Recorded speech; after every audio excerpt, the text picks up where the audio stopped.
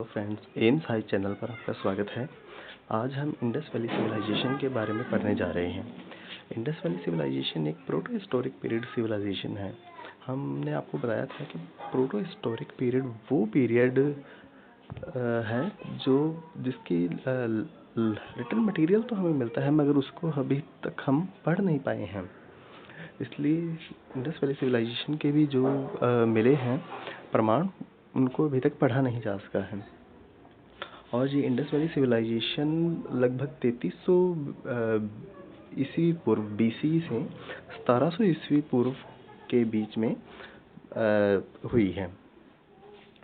और बाकी प्राचीन सभ्यताएं हैं उनके जैसे जो सिंधु घाटी की सभ्यता इंडस वैली सिविलाइजेशन है, वो भी एक नदी के किनारे जिसको इंडस रिवर और उसकी जो ट्रिब्यूटरीज हैं उनके इर्द गिर्द ही इसके ज़्यादा जो साइट्स मिली हैं वो हैं।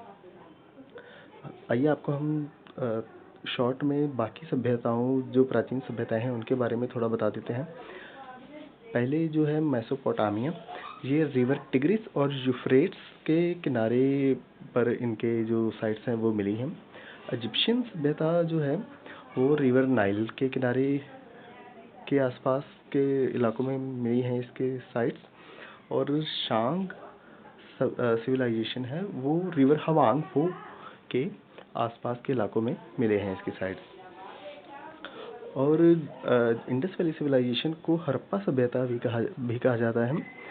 ये क्योंकि हड़प्पा जो है वो इंडस वैली सिविलाइजेशन की पहली साइट थी जिसको खोजा गया, इस कारण इसको हड़प्पा सभ्यता भी कहते हैं। और हड़प्पा सभ्यता लगभग 1921 में मिली थी।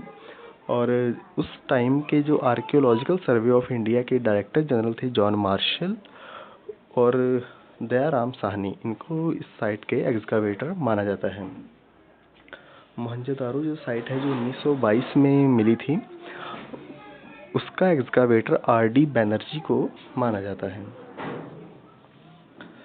एक्सटेंशंस की बात करते हैं इंडस वैली सिविलाइजेशन के, मतलब कि इसकी सीमाएं कहाँ कहाँ तक फैली हुई थी। तो ये तकरीबन सेंट्रल इंडिया तक और पूरे ही इंडियन सब कॉन्टिनेंट में ये फैला हुआ था, जिसको पाकिस्तान, अफगानिस्तान और भारत ये इसका इलाका था। और इसके सीमाओं की बात करें तो पश्चिम में ये सुतकाजन डोर नाम की जगह है पाकिस्तान में, वहाँ तक ये पश्चिम में इसकी अभी तक जो साइट मिली है वो लास्ट साइट है। पूर्व में आलमगीरपुर उत्तर प्रदेश, ये इसकी अभी तक की मिली हुई सबसे पूर्वी साइट है। नॉर्थ में मांडा जम्मू एंड कश्मीर, ये इसकी सबसे उत्तरी साइट है। और साउथ में दक्षिण में दैमाबाद महाराष्ट्र में, ये इसकी सदर्न मोस्ट साइट है। और इसकी कुछ विशेषताओं की बात करते हैं इंडस वैली सिविलाइजेशन की, तो ये पहली सभ्यता थी जहाँ बर्न्ट ब्रिक्स, पक्की ईंटों और कॉटन का इस्तेमाल किया गया। इसके अलावा इंडस वैली सिविलाइजेशन की टाउन प्लानिंग बहुत ही अच्छी थी। जो सड़कें और गलियां थी आपस में वो 90 डिग्री एंगल पर मिलती थी, जो कि बाकी इस समय की सभ्यताओं में बहुत ही कम देखने को मिलता है। और यहाँ का ड्रेनेज सिस्टम बहुत बढ़िया था, नालियों को ढका हुआ था और आगे वही नालियाँ बड़े नालों में जाकर मिलती थी। तो ये जो टाउन थे हड़प्पन सभ्यता के, इंडस वैली सिविलाइजेशन के, वो काफ़ी प्लान तरीके से बनाए गए थे। इंडस वैली सिविलाइजेशन की अभी तक लगभग 1500 साइट्स आइडेंटिफाई की जा चुकी हैं, मगर जो एक्सकावेशन है वो सिर्फ 3-4% साइट्स में ही हो सका है। कारण इसका है क्योंकि ये काफ़ी डेंसली पॉपुलेटेड एरियाज़ में है, तो इनका एक्सकावेशन काफ़ी मुश्किल हो जाता है। आइए अब हम कुछ इम्पोर्टेंट साइट्स की बात करते हैं इंडस वैली सिविलाइजेशन की। तो राखीगढ़ी हरियाणा, जो कि अब बिगेस्ट साइट मानी जाती है, लार्जेस्ट साइट मानी जाती है इंडस वैली सिविलाइजेशन की, लगभग 350 हेक्टेयर में फैली हुई है। उसके बाद रोपर पंजाब है, ये आज़ादी के बाद सबसे पहली साइट थी जिसको खोजा गया था।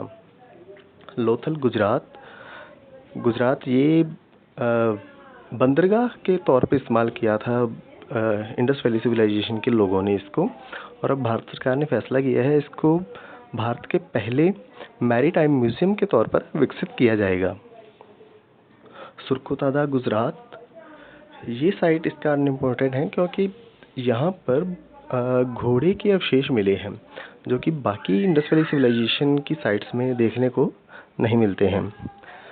तो ये था हमारा इंडस वैली सिविलाइजेशन के बारे में जो हमने आपको बेसिक नॉलेज दी है। Thank you.